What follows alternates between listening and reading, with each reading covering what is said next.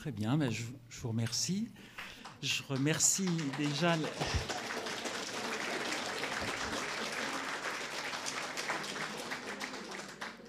Je vous remercie déjà d'être venus si nombreux. Je remercie les organisateurs de ce week-end d'inauguration et vous me permettrez de saluer particulièrement le travail remarquable de Jean-Yves Baudouy et de l'équipe de Linguimbertine. Je crois que vous avez tous pu mesurer la qualité du travail qu'ils ont pu accomplir.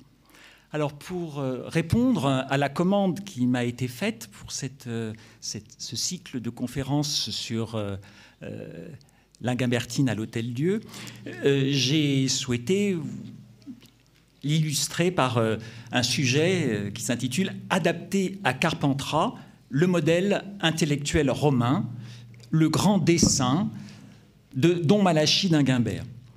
Quelques mots déjà pour contextualiser le cadre dans lequel ce projet, ce dessein de Monseigneur d'Inguimbert a pu être réalisé. Au XVIIIe siècle, le cadre politique des États de l'Église conditionne le milieu savant pour des raisons à la fois institutionnelles, internationales. D'une part, il faut mettre à contribution les qualités des nombreux clercs à qui on confie la charge d'occuper les postes afférents à la fois à la gestion spirituelle et temporelle du monde catholique. D'autre part, il convient de préserver la place du Saint-Siège sur l'échiquier diplomatique. Ces facteurs sont accrus à Rome, notamment par le polycentrisme culturel inhérent à la multiplicité des cours cardinalices, des familles aristocratiques, des ambassades et des ordres religieux. Et ce sont de telles modalités de fonctionnement qui vont déterminer les pratiques et les productions de l'esprit. C'est ce système intégré des milieux intellectuels romains qui va façonner par des réseaux culturels, politiques et de solidarité qui vont se diffuser dans les provinces sous dépendance plus ou moins proche ou lointaine de Rome. Et donc, ça va répondre à une stratégie d'extension du catholicisme à travers les académies, les journaux, les universités, les fondations économiques et hospitalières, vous êtes ici à l'Hôtel-Dieu, et a fortiori la création de bibliothèques et de musées. Alors, Don Malachie d'Inguimbert, il s'agit d'une caricature et du seul portrait contemporain de Monseigneur d'Inguimbert. Les autres sont des œuvres rétrospectives. Donc Joseph-Dominique d'Inguimbert, né en 1683, décédé en 1757, offre particulièrement un exemple significatif de ce mouvement. Issu d'une famille aristocratique et impécunieuse du comte Avenassin, il entre très jeune chez les dominicains. En 1709, il est envoyé à Rome pour régler une affaire de famille. Son absence ne doit excéder que quelques mois. Il ne revient qu'après un séjour de 26 ans. En 1715, une crise de conscience l'incite à abandonner les dominicains pour devenir cistercien. Il prend alors le nom de Don Malachie. Accueilli alternativement à l'abbaye de Buonsolazzo près de Florence et dans celle de Casamari au sud de Rome, en fait, il souffre de devoir vivre obscur sous la règle qu'il a choisie. Des problèmes de santé et son humeur instable, particulièrement, l'incite à s'évader de la vie conventuelle. En 1728, il est introduit par le célèbre abbé Bottari, qui est vraiment une figure des antiquaires, ce qu'on appelait le mouvement des antiquaires au XVIIIe siècle en Italie, auprès du cardinal florentin Lorenzo Corsini. Donc vous avez le portrait ici, et le portrait en pape avec son neveu. Et ce cardinal Corsini va s'attacher particulièrement à Don Malachie, va lui confier le soin de son secrétariat et de sa bibliothèque, et cette protection est, là encore, un exemple typique du parcours de ces ecclésiastiques bibliothécaires, entre guillemets. La plupart d'entre eux partagent une origine sociale modeste, une absence de capital financier et le désir de poursuivre une carrière littéraire. Leur entrée dans l'Église leur procure une ascension sociale pourvu qu'ils s'appuient sur une relation de clientélisme avec de grandes familles. En échange du soin qu'ils accordent aux collections de ces grands patrons, eh bien, ils peuvent escompter d'efficaces recommandations. En 1730, le cardinal Corsini devient pape sous le nom de Clément XII. Il conserve toute sa confiance à Monseigneur d'Inguimbert, comblé de bienfaits, dont Malachie jouit d'une position enviée. Il est promu archevêque in partibus de Théodosie. Sa présence à Rome coïncide particulièrement avec une période d'intense activité érudite dans le sillage des antiquaires. Pourvu de titres et de revenus conséquents, le confesseur et le conservateur de la bibliothèque du souverain pontife est susceptible de figurer sur la prochaine liste des porporati, mais sic transit gloria mundi, à la suite d'une cabale où la politique et l'envie jouent le premier rôle, Monseigneur d'Inguimbert est définitivement éloigné de Rome et nommé en 1735 à l'évêché de Carpentras. C'est un évêque pétri donc par son long séjour en Italie, particulièrement à Rome, conscient de son rôle, qui va décider de chercher à la fois à secourir l'indigence physique et intellectuelle de ses diocésains en bâtissant un hôtel-Dieu et en créant une bibliothèque-musée publique. Sur l'hôtel-Dieu, cette création procède d'un mouvement général en Europe de mise en place d'un réseau hospitalier. Les projets humanitaires, à ce moment-là, se multiplient en prévision du jubilé pontifical de 1750 qui est placé sous le signe de la charité. À Naples, par exemple, vous avez la photo qui est complètement à l'opposé, vous avez Charles III de Bourbon qui crée un gigantesque palais pour les pauvres, dessiné par l'architecte Ferdinando Fuga, et cette effervescence inspire Monseigneur d'Inguimbert pour Carpentras. Je ne m'étends pas sur l'Hôtel-Dieu, pour ceux d'entre vous qui ont entendu M. Breton. Donc je vous rappelle que c'est une conception résolument moderne de l'hôpital qui illustre les prémices d'une réflexion hygiéniste. Un personnel médical, les religieuses augustines lui est attaché, avec des médecins et des chirurgiens astreints à des visites quotidiennes. Et l'architecture est confiée donc à Antoine d'Allemand pour cet impressionnant monument. Je ne vous ferai pas l'affront de vous rappeler que l'Hôtel-Dieu est le deuxième plus grand édifice de Vaucluse après le Palais des Papes. Et il s'agit donc bien d'un palais conçu pour nos seigneurs les malades et les plus démunis, avec un avant-corps central solennel, des bâtiments qui offrent de vastes volumes, particulièrement dans les ailes du Midi, percés de baies larges et hautes, afin de dissiper les miasmes.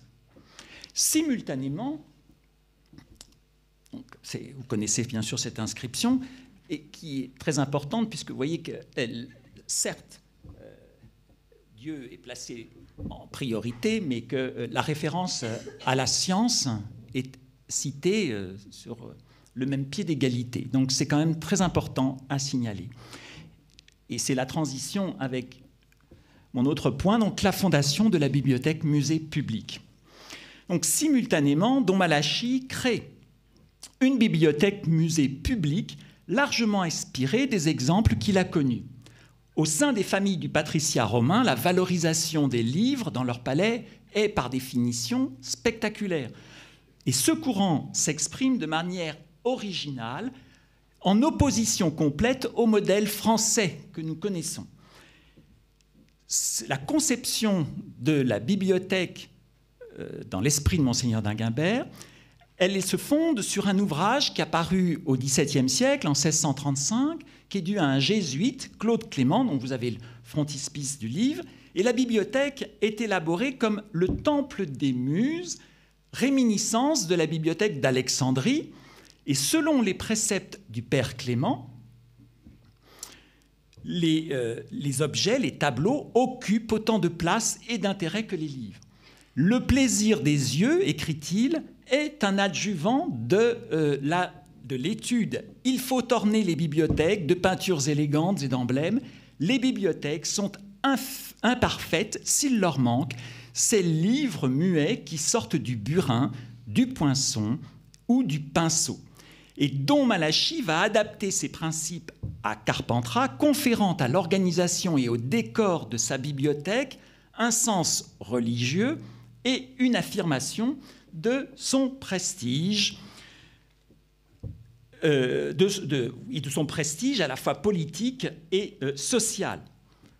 Alors vous connaissez tous ce manifeste de Linguimbertine, avec, donc, vous avez la traduction ici. Et ce qui fait, et c'est, je pense, ce pourquoi on parle encore de Don Malachi d'Inguimbert, c'est que certes, cette initiative culturelle s'inscrivent dans l'offensive de la contre-réforme catholique menée par l'Église, mais elles traduisent également la préoccupation de mieux former les intellectuels catholiques à la bataille des idées et de maîtriser les pratiques de lecture de la société, alors que la circulation de plus en plus dense de l'imprimé multiplie les risques d'hétérodoxie. Toutefois, la présence, vous voyez le panneau qui renvoie aux livres interdits, ici vous avez une vie de Plutarque, et ici un manuscrit du marquis de Lincel qui était un muet. Toutefois, et c'est ce qui fonde vraiment l'intérêt de ce fonds de Monseigneur d'Inguimbert, c'est qu'en même temps, la présence de nombreux textes profanes d'auteurs antiques ou quasi contemporains atteste et signale l'intérêt de Don Malachi pour l'idéal humaniste. Cette présence de livres profanes rappelle que chez Dinguimbert, la liberté est une conquête et que chacun doit perfectionner ses talents afin d'accomplir sa condition d'homme. Mais en même temps, parce que la fondation de cette bibliothèque doit relever du strict devoir d'un prélat qui incarne le pouvoir ecclésiastique. Dans l'esprit de Monseigneur d'Inguimbert, donc, cette collection matérialise à la fois le rapport entre le savoir et la dévotion. Et cette action, bien sûr, rejoint celle de l'évêque. En touchant les sens, cette stratégie vise à gagner les esprits, renouvelant le sentiment religieux chez ces diocésains, conformément encore aux principes du Concile de Trente. Mais vous voyez que les deux aspects se conjuguent chez lui. Et Dinguimbert est ainsi l'illustration de l'incidence de la culture romaine développée durant la première moitié du XVIIIe siècle dans le comtat venessin, État satellite du Saint-Siège. Et ce rapport s'est manifesté également dans la musique et d'une manière générale dans la formation des élites carpentraciennes, l'adoption et l'adaptation des modèles intellectuels romains dans la fondation de l'Hôtel-Dieu et de Linguimbertine en sont encore aujourd'hui les manifestations les plus éclatantes. Pour conclure, vous l'aurez compris, en filigrane, l'approche de Monseigneur d'Inguimbert touchait les sens pour conduire vers un idéal élevé est le principe fondateur, poursuivi et laïcisé au XIXe siècle par les notables carpentraciens, qui m'a incité à concevoir le projet de Linguimbertine à l'Hôtel-Dieu.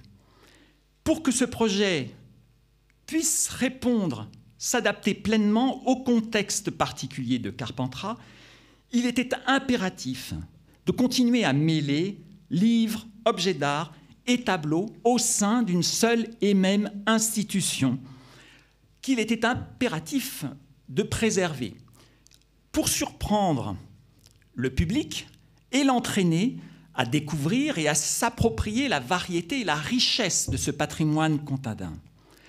Mais lorsque j'ai été recruté en 2004, les normes professionnelles consistaient à ce moment-là à dissocier les bibliothèques et les musées. Et le prototype que j'ai proposé alors a dû être défendu becs et ongles, car il n'existait nulle part ailleurs et il allait à l'encontre de toutes les normes en vigueur.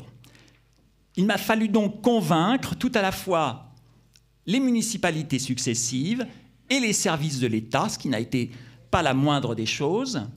Je ne vous apprendrai rien en vous disant combien le ministère de la Culture est divisé, morcelé. Et cette validation du projet, qui a été actée en 2009, me permet simplement de rappeler, c'est quand même 5 ans avant la présentation du projet de création du musée de la Bibliothèque nationale de France, dont vous avez dû entendre parler, et qu'aujourd'hui, donc voilà, les chiffres de fréquentation importantes de l'Inguimbertine à l'Hôtel-Dieu, l'enthousiasme que j'ai pu constater depuis hier soir ici, m'incite à penser que mon intuition n'était pas complètement infondée, et c'est aujourd'hui ma plus grande joie. Je vous remercie de votre attention.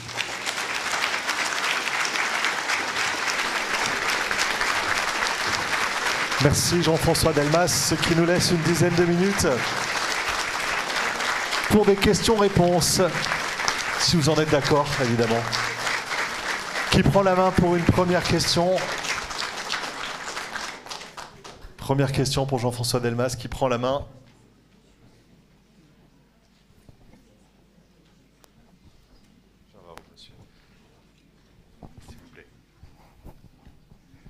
Est-ce que vous pouvez rendre plus explicite le mécanisme d'accumulation de richesses d'un personnage comme d'Inguimbert pour arriver de petit moinillon à un pareil mécène?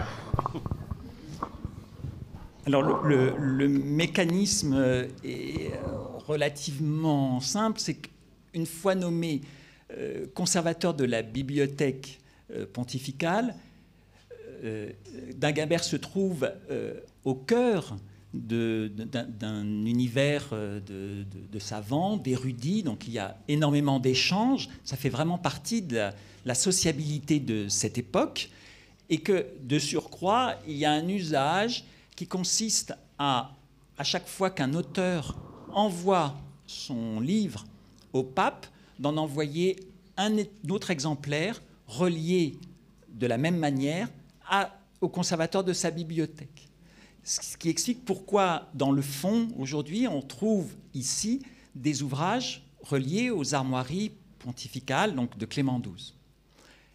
Par ailleurs, Monseigneur d'Inguimbert, grâce aux différentes prébendes dont il avait été pourvu, quoique moine cistercien ayant fait vœu de la plus grande pauvreté, se trouvait disposé de moyens considérables, et que l'essentiel de ses revenus, puisqu'il a toujours continué à vivre de manière ascétique, ça on le sait pertinemment, l'ensemble de ses revenus a été engouffré par l'Hôtel-Dieu et par les acquisitions qu'il a pu faire, les plus fameuses d'entre elles étant le fameux fonds péresque qui vaut à l'Inguimbertine sa réputation encore aujourd'hui internationale.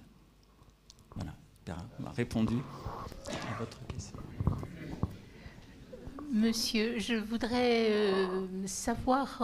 avoir des détails sur la première localisation de la bibliothèque Inguimbertine qui, si je me souviens bien, prolongeait le palais de justice. Oui, elle était attenante, mais c'était un bâtiment distinct du palais de justice. C'est le bâtiment qui se trouve aujourd'hui en direction de la Poste, sur la place derrière la cathédrale. Ah bon? Voilà. Et donc cette bibliothèque-musée a subsisté à cet endroit-là jusqu'en 1846, date à laquelle elle a été déménagée dans l'ancien hôtel d'Allemand. Et c'est grâce à la générosité quasi exclusive de vos ancêtres, des gens comme Esséric, comme Barjavel, qui ont légué des fonds, qu'on a pu agrandir ce bâtiment en élevant l'aile qui était en face de l'ancien hôtel d'Allemand, qui formait le U qui encadrait le petit jardin, on a pu aménager cet espace. Mais ce qui est très intéressant, c'est que ces personnalités carpentraciennes, qui n'étaient pas nécessairement de confession catholique ou qui pouvaient être même avoir des options religieuses et philosophiques opposées, en fait, ont adopté et ont appliqué le même principe en préservant cette articulation entre le livre, les objets et les apports, une approche visuelle d'appréhension de la lecture. C'est ça qui est vraiment très, très surprenant, très intéressant à analyser. Et c'est ce qui m'a semblé être le plus pertinent, dans la mesure où, je ne sais pas si vous savez, mais les normes de bibliothèque ou même les normes muséographiques peuvent être très contraignantes. Et en arrivant à 2004, compte tenu de la sociologie de la ville, il ne me semblait plus que ces normes pouvaient être adaptées au contexte carpentracien. Donc il fallait à tout prix essayer de trouver autre chose, une autre voie. Et comme ça mettait en cause justement cette répartition et cette frontière très, très ferme entre bibliothèque et musée, eh bien, il convenait de rattacher les deux et de les articuler ensemble à travers justement le projet scientifique et culturel. Et ensuite, d'un point de vue de façon très pratique, mais il convenait aussi de trouver la clé de répartition financière pour que les différents partenaires au sein même du ministère de la Culture consentent à apporter chacun leur contribution à un projet transversal. Et vous savez, comme n'importe quel projet, chacun veut tirer la couverture à soi et a du mal en tout cas plus difficilement que d'autres, à consentir, à établir des partenariats et à se mettre autour de la table. Mais ça, c'est pas propre à... C'est assez répandu. Est-ce que vous avez d'autres questions? Madame, je vais venir jusqu'à vous dans le fond de la salle et puis je reviendrai sur l'avant ensuite avec vous, madame, et vous pour terminer. Qui voulait le micro, s'il vous plaît? Madame. Oui, j'ai deux questions. La première, est-ce que vous pouvez nous rappeler brièvement quelle est l'origine de la collection d'incunables qui a été constituée à l'Inguimbertine? Et deuxième question, est-ce qu'il y a des exemples similaires en Europe à celui de la bibliothèque-musée de Carpentras? Alors, les collections d'incunables, c'est Monseigneur d'Inguimbert. Alors, le problème, c'est qu'on a l'inventaire des collections, qu'elles soient de monnaies et médailles, de manuscrits, d'imprimés, mais à partir de l'arrivée de Monseigneur d'Inguimbert.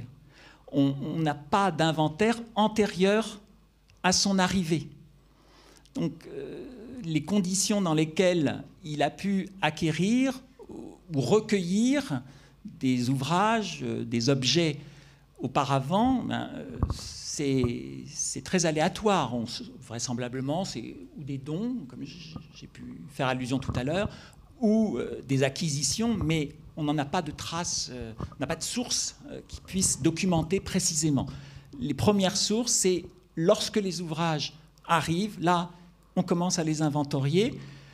Et puis, bien sûr, les acquisitions du fonds péresque, ça, c'est formellement documenté. Donc, votre deuxième question était... En Europe, oui et non. En Italie, vous avez des exemples, bien sûr. Ça, mais le grand modèle vient vraiment d'Italie. En Europe, vous avez certes la bibliothèque humaniste de Sélestat, mais les livres sont majoritairement présents et ce n'est pas tout à fait les mêmes références. Voilà.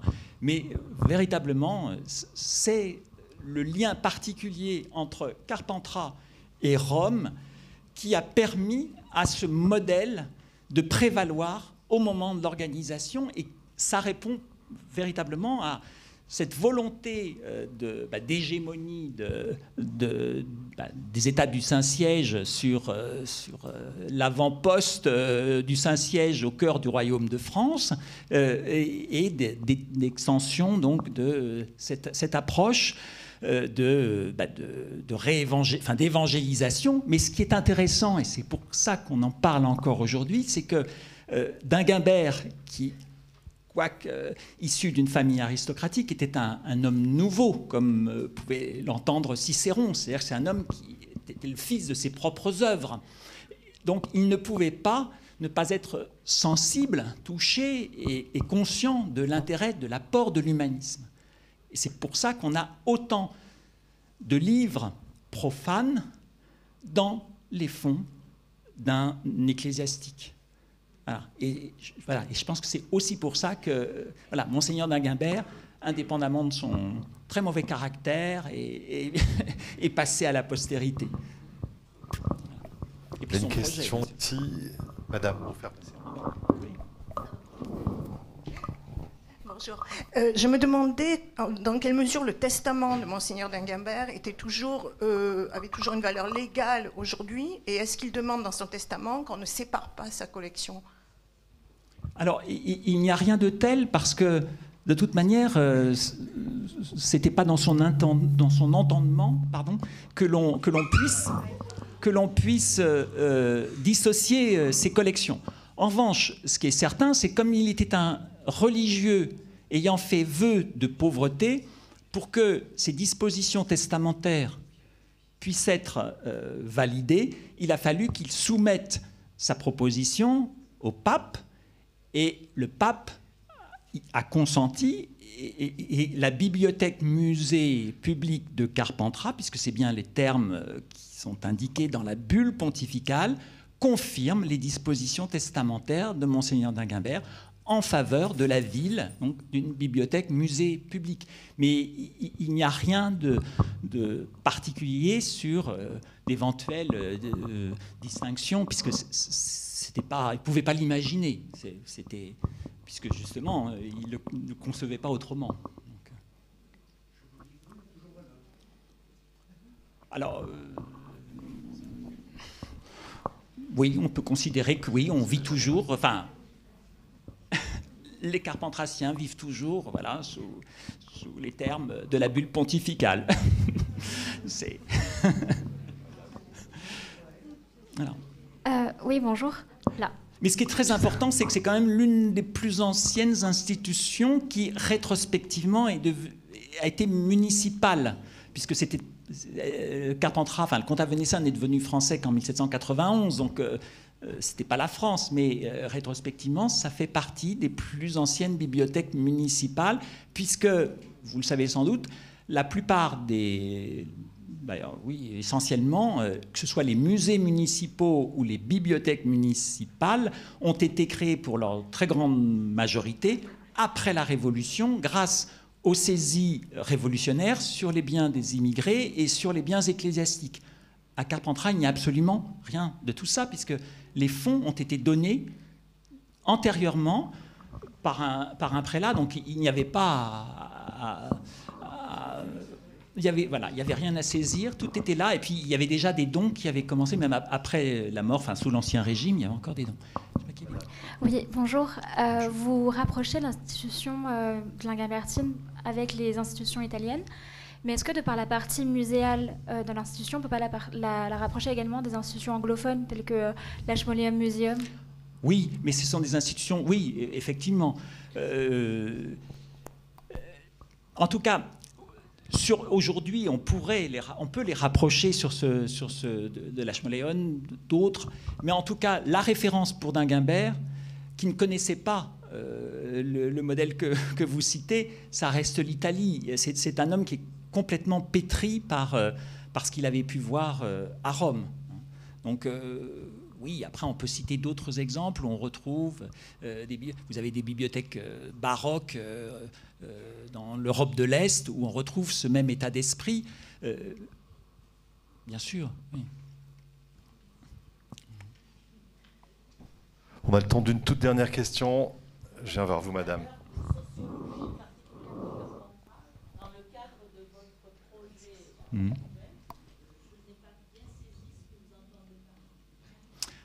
Alors, je vais être très clair, très libre.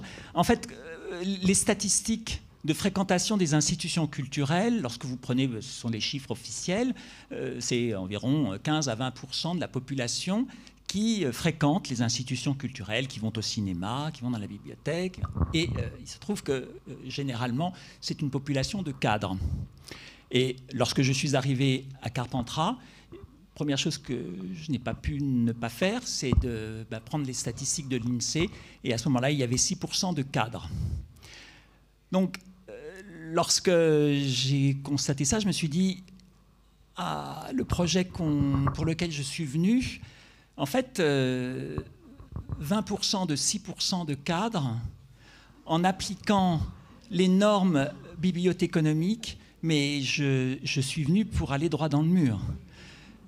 Parce que les normes de bibliothèque, c'est pour tant d'habitants, tant de mètres carrés, tant de mètres linéaires, de livres, tant de mètres linéaires, voilà. Donc, il se trouve, comme c'était une bibliothèque-musée, qu'il est impératif de rédiger un projet scientifique et culturel dans le cadre du volet musée. Je me suis dit, il faut trouver autre chose. Et c'est là que, progressivement, en découvrant les collections, en m'attelant à découvrir aussi l'histoire de l'institution, eh bien, je me suis dit, et c'est pour ça que j'ai terminé en parlant d'intuition, je me suis dit, c'est pas possible, il faut casser ces normes. De toute manière, d'un point de vue personnel, je me suis toujours dit que c'est pas parce qu'on avait des rayonnages bien organisés, bien rangés, ou des tableaux bien exposés que on avait rempli sa mission. C'est pratique, c'est d'accord, c'est technique, mais c'est pas ça qui fait venir le public. Donc il fallait trouver autre chose. Et cette autre chose, il fallait casser les normes. Donc il fallait aussi casser les normes du côté des musées. Et permettre qu'il puisse y avoir aussi des passerelles entre bibliothèque et musée. Et en fait, c'est ce qui a constitué une grande partie de mes tâches pour essayer de répondre, et justement en essayant de me dire peut-être que ce public, pour le toucher, l'espace multimédia, et en même temps offrir un cadre digne et retrouver un contexte qui permette à un public qui a priori est de plus en plus éloigné des préoccupations qui peuvent être celles d'un public un peu cultivé, et bien de s'approprier ce qui fonde véritablement les caractéristiques fondamentales de Carpentras. Et puis, je ne vous apprends rien en vous disant que Carpentras n'a pas forcément une très bonne image à l'extérieur. Donc, s'il y avait bien un domaine où on peut faire mentir, ou prendre à défaut cette mauvaise réputation, c'était de rappeler que, il y a une longue tradition à Carpentras de culture, et au service d'une population. Et donc, c'était ce qu'il fallait promouvoir.